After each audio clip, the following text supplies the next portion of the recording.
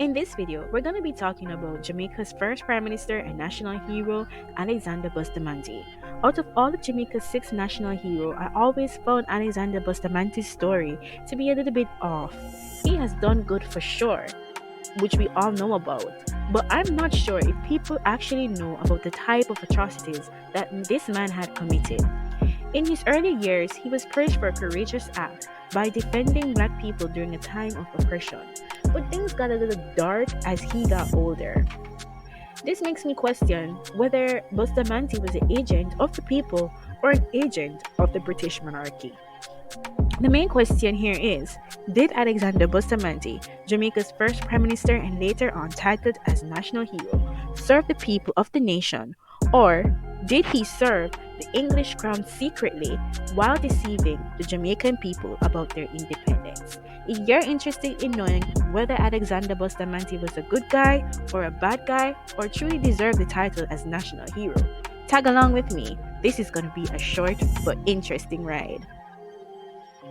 William Alexander Clark Bustamante was born in Belhaim, Hanover on February 24, 1884. His mother was Mary Clark, a woman of mixed race, and his father was Robert Constantine Clark, the son of Robert Clark, an Irish Catholic planter. He is the cousin of the founder of the People's National Party, Norman Washington Manley. Both shared the same grandmother. Her name was Elsie Clark Scherer. Alexander said that he took the surname Bustamante to honor a Spanish sea captain who he claimed adopted him in his early years and took him to Spain, where he was sent to school and later returned to Jamaica. He became a leader in activism against colonial rule. He gained recognition by writing frequent letters on the issues to the Daily Gleaner newspaper. In 1937, he was elected as treasurer of the Jamaica Workers' Union, JWU, which had been founded by labor activist Allen G. S. Coombs. During the 1938 labor rebellion, he quickly became identified as the spokesman for striking workers, who were mostly of African and mixed race descent. The JWU, Jamaica's Workers' Union, became the Bustamante Industrial Trade Union, BITU, after the revolt, and Bustamante became known as the Chief. In 1940, he was imprisoned on charges of subversive activities. The widespread anti-colonial activism finally resulted in Parliament's granting universal suffrage in 1944 to residents in Jamaica. He was defended by Norman Washington Manley and released from prison in 1943. Bustamante founded the Jamaica Labour Party the same year. Previously, he had belonged to the People's National Party, founded in 1938 by his first cousin Norman Manley.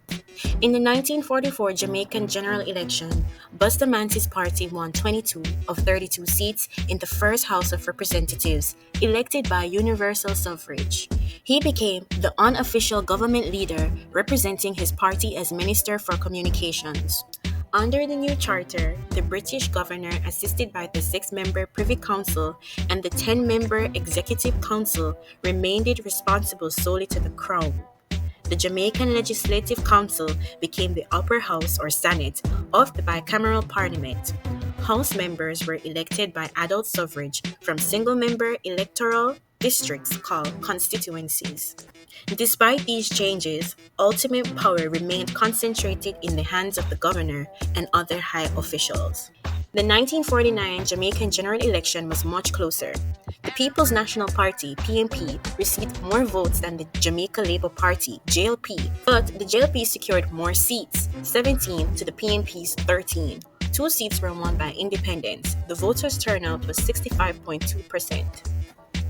The parties lobbied the colonial government for a further increase in constitutional powers for the elected government, and in June 1953, a new constitution provided for the appointment of a chief minister and 7 other members from the elected House of Representatives. They now had a majority over the official and nominated members.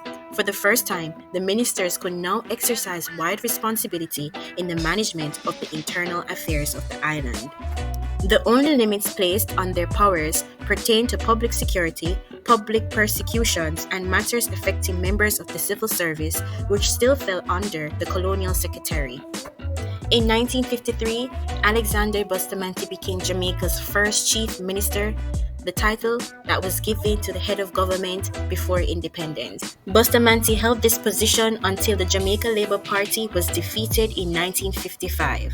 In the 1955 Jamaican general election, the PNP won for the first time, securing 18 out of 32 seats. The JLP ended up with 14 seats, and there were no independents. The voters' turnout was 65.1%.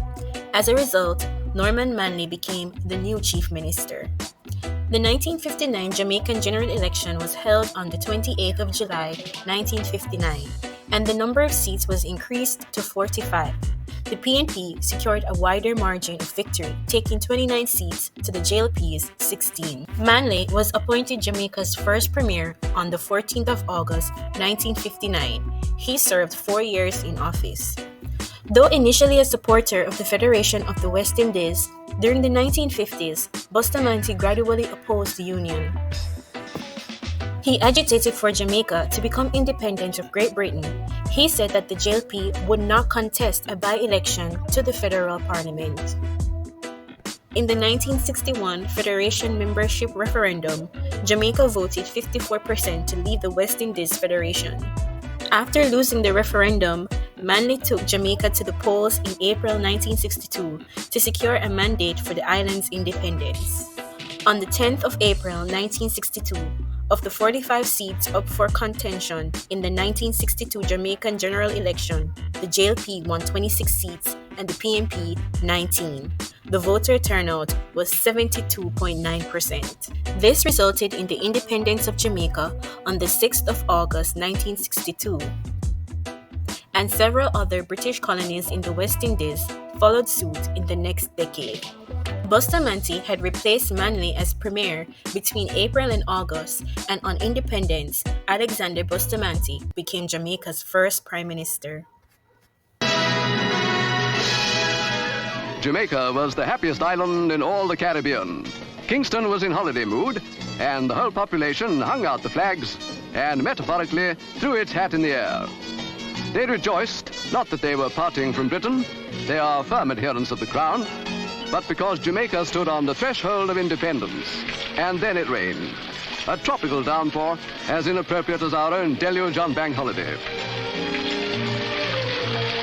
But nature relented, and as though to bid welcome, out came the sun as the airliner touched down at Palisadoes Airport, bringing to represent the Queen Princess Margaret. Independence was to have a royal greeting. There to welcome the princess and her husband was the governor, Sir Kenneth Blackburn, and the veteran Prime Minister, Sir Alexander Bustamante.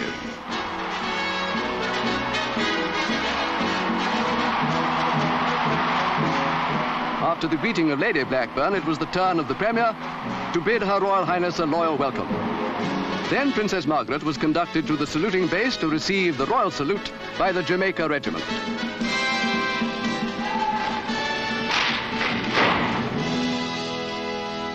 The 12-mile drive from the airport and through Kingston gave thousands the opportunity they had long awaited to express their own greeting in unmistakable manner.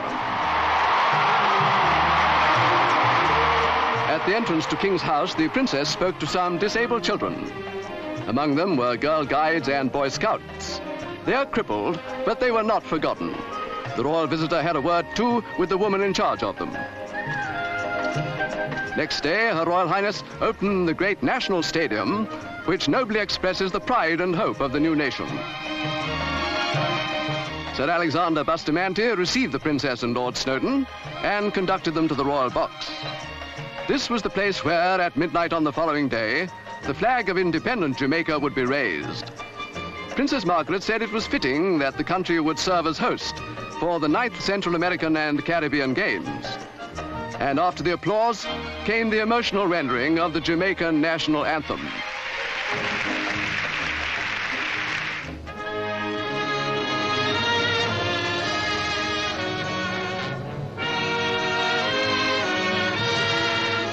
The stage was now taken by the young people. Jamaica's youth organizations had heard the princess say that the country's future rested with their generation. They made it look as if that future would be in good hands.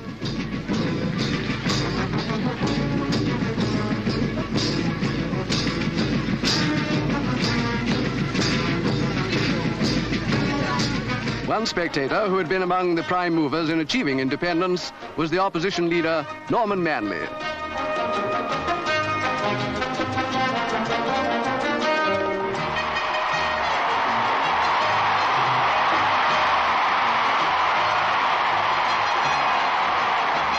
Two minutes to midnight, Sunday, August the 5th, the birth of Jamaican independence.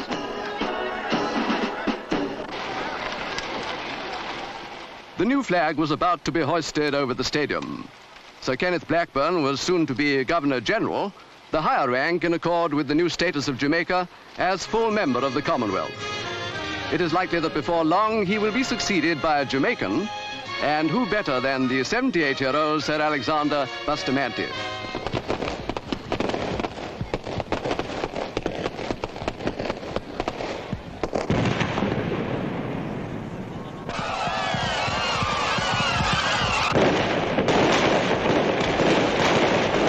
That was such a beautiful time, a beautiful moment in Jamaica's history.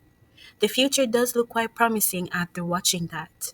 But this is where everything becomes dark. Alexander Bustamante did the most unthinkable thing after becoming Jamaica's first prime minister. When me call out and the bad dog them, all kind of dog them come up and ready to heat up my structure. But seeing as I was a humble youth at them time there, them couldn't heat I up. Because I no war them. Just turn up on you what them have to say. Then carry me go to jail. Beat me very, very properly, beat me from the generation. And then carry me go to jail. And then lock I down. And then lock I down now, I believe then give I bail. And sentence me for 30 days in prison. The first sentence that. Yes. And then after me get the 30 days sentence, I do the sentence and come out back and not even, in fact the same day when I come out back of prison. At the same day I go back in there because them watch me and see me go in a bush and then say a ganja me have. And them attack me, carry me back, 30 days again. 3 times 30 days sentence me pick up right away on the shoulder. After Jamaica was granted independence in 1962, Bustamante served as the first prime minister until 1967. In April 1963, he ordered the police and army to bring in all Rastas dead or alive, and over 150 Rastas were detained and some of them killed.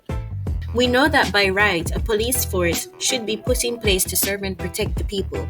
But on this day, and like many others, their main duty was to enforce control and maintain order. Thus, the Rastafarians who did not follow the old ways of Jamaica, that being colonialism, European Christianity, and capitalism, was terrorized for being a threat to the upper class. The Jamaican government, during Alexander Bustamante's time, feared the Rastafarian movement because it could influence the poor blacks to dismantle the system of inequality and unfair distribution of wealth that has been normalized in the Caribbean since its early establishment by the British Crown. The Coral Garden Incident, also known as the Coral Garden Atrocities, the Coral Garden Massacre, the Coral Garden Riot, and Bad Friday, refers to a series of events that occurred in Jamaica from April 11 to April 13 of 1963. Following a violent altercation at a gas station in Montego Bay, Jamaican police and military forces unfairly imprisoned Rastafarians throughout Jamaica for long periods of time. They executed and tortured many with the excuse of possession of marijuana. The only excuse that I can draw for such atrocities committed by Mr. Bustamante is that he was simply a product of his time. Or if I am to hold him accountable for these devious crimes upon a group of highly indigenous African descendants, I would say Alexander was a fraud and worked in purpose of upholding the supremacy and laws of Jamaica's suppressors. And he was awarded for his service to the crown on June 9, 1967. Alexander Bustamante was appointed a Knight Grand Cross of the Order of the British Empire. Or maybe in his youth, he had a good heart, but as he got deeper in politics, the power got to his head. He became corrupt as most politicians do and lost his good heart for the black people. At some point, politics became a game, and the minute he earned his power, he forgot his empty promises and threw aside the people who thought he would give Jamaica a brighter future. One of the founding fathers of Jamaica's bloody and messed up political foundation, Alexander Bustamante, took his last breath on August 6, 1977. He was thereafter celebrated as national hero, among many others.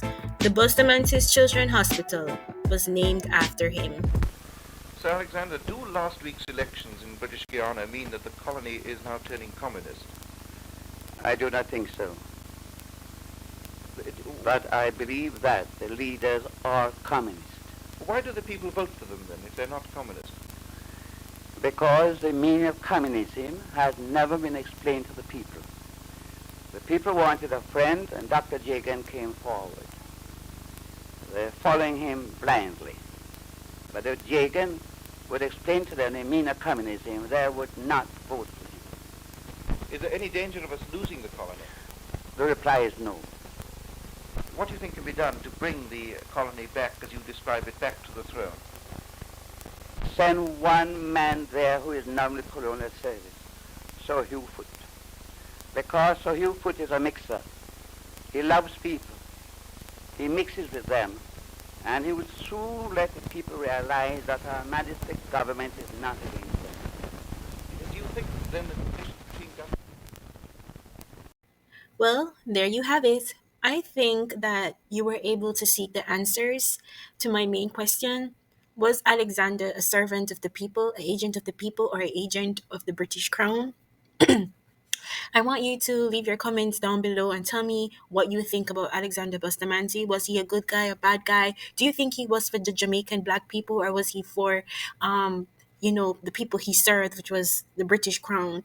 Go ahead and express how you feel about this video, and if you think it was well done, or if I missed out anything, or if there's something that I should add to the information. Go ahead and tell me.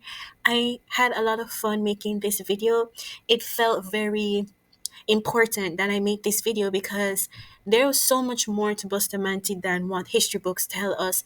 And history will have us praising our enemies. History will have us, giving glory to people who did not mean us any well. And as we already know in modern times, the people who serve us, the people who claim to be our leaders, tend to be the biggest criminals in history. So that's it, my people. Please support my channel, like, subscribe, share if you like. Please, guys, support this channel because, this channel holds a lot of purpose. That's it. Bye bye.